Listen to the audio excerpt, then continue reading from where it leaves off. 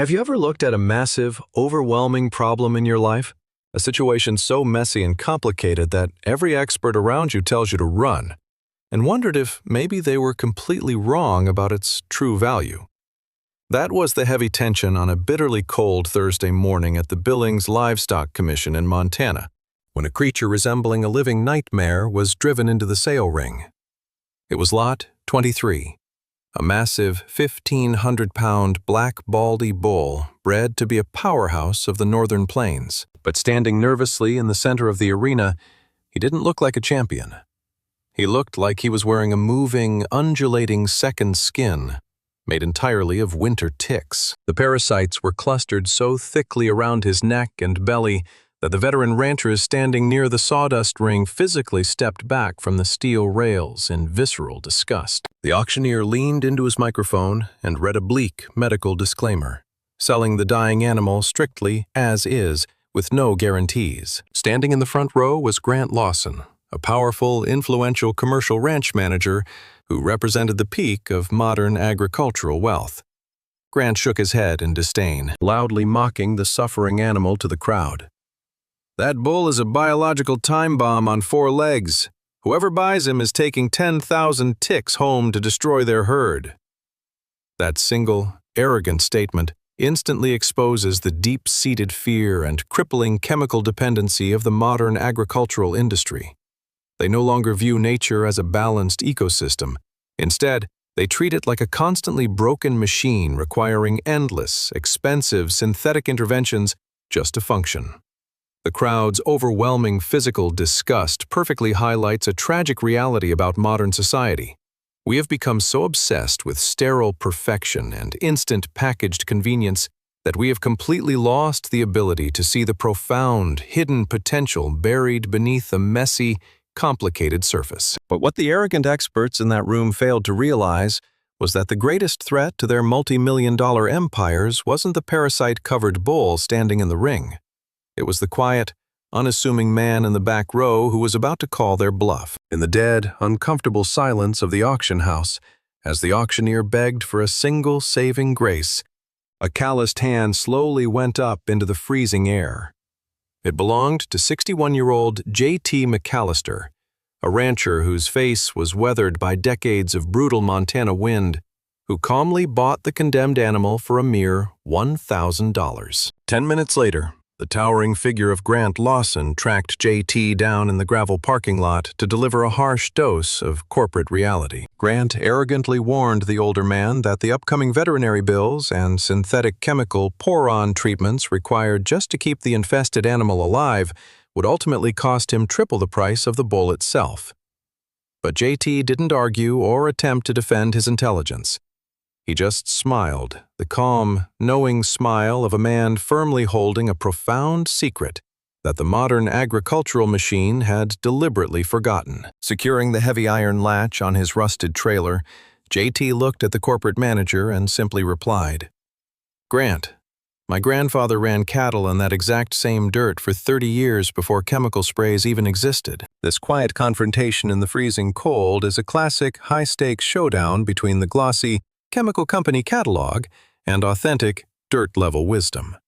J.T. ignoring the wealthy executive's aggressive warning illustrates a profound, overarching lesson for business and life. Sometimes the absolute worst advice you can possibly receive comes directly from the most highly credentialed experts in the room, simply because their entire worldview is permanently trapped inside expensive, commercial, band-aid solutions rather than root cause understanding. Yet the true test of J.T.'s defiance wasn't spoken in the bravado of a crowded parking lot.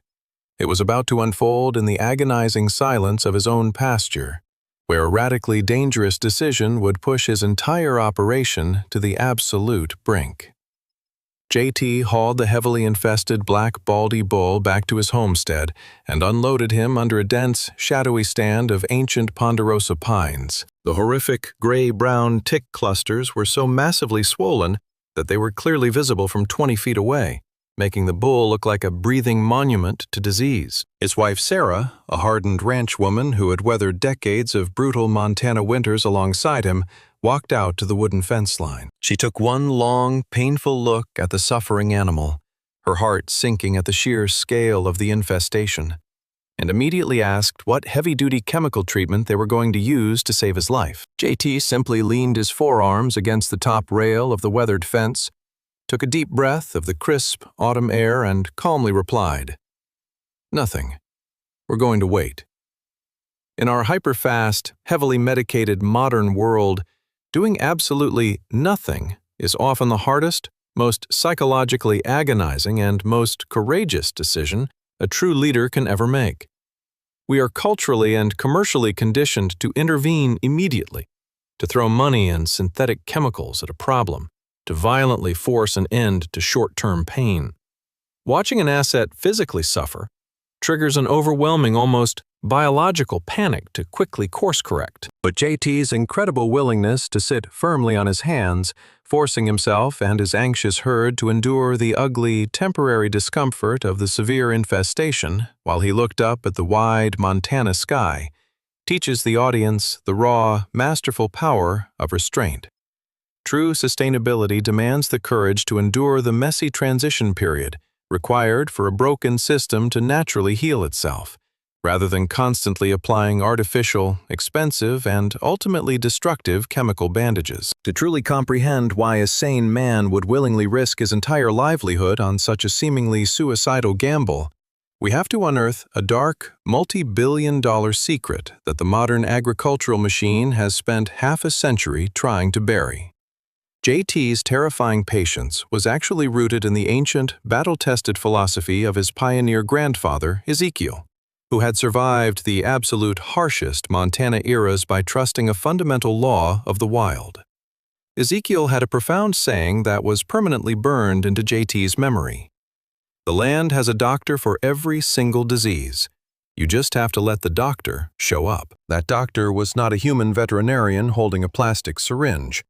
It was the black-billed magpie, a striking native Montana bird that had symbiotically picked winter ticks off roaming bison and grazing cattle for millennia. It was a flawless, self-sustaining ecosystem until the chemical revolution of the 1970s arrived, when ranchers started aggressively dousing their herds in highly toxic, synthetic poron treatments. The ticks died off rapidly, the bird's primary food source vanished overnight, and the magpies completely abandoned the ranches to scavenge elsewhere. The perfect natural system was violently broken by sheer human arrogance.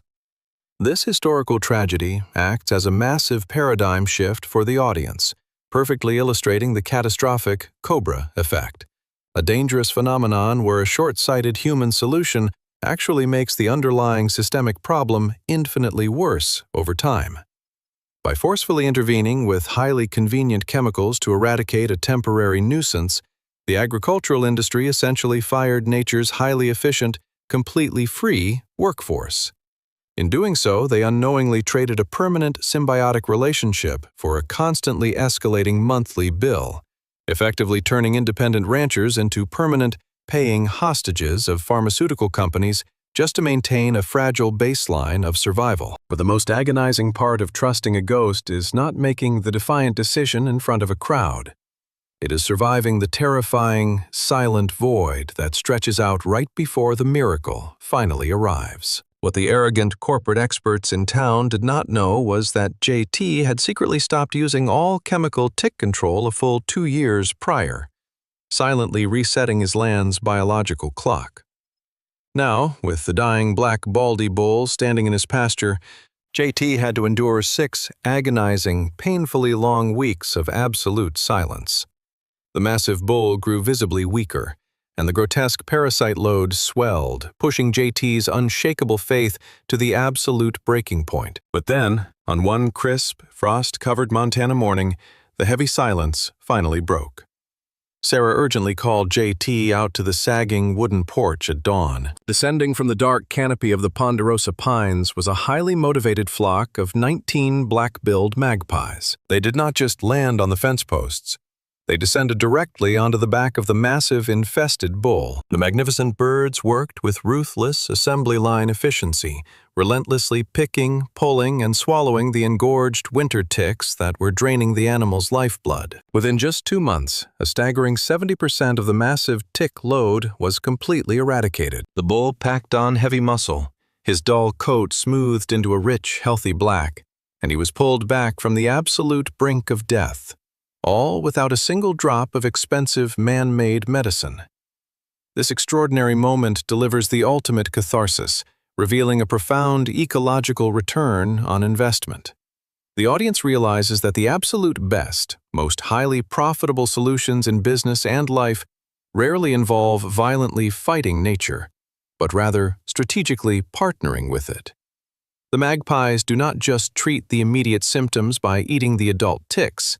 They aggressively consume the engorged females, effectively destroying millions of unlaid eggs and preventing the next generation of parasites from ever existing. Nature provides a flawless, closed-loop risk management system, executing the exact manual labor the industry pays millions for, and it does so completely free of charge. They expected the usual presentations on market prices and weather forecasts. But Dr. Marcus Cole, the county's trusted large animal veterinarian, stepped up to the projector with a very different agenda. He didn't launch an emotional attack on the massive commercial operations. Instead, he put Harper Evans's financial numbers up on the glowing screen directly next to the county averages, setting the stage for an absolute economic slaughter. The numbers were undeniable. Yes, Vance Sterling's genetically massive calves weighed significantly more at weaning, meaning they brought in a much larger check at the autumn auction. But the true weight of this remarkable story doesn't end with a wealthy corporate executive quietly surrendering at a barbed wire fence.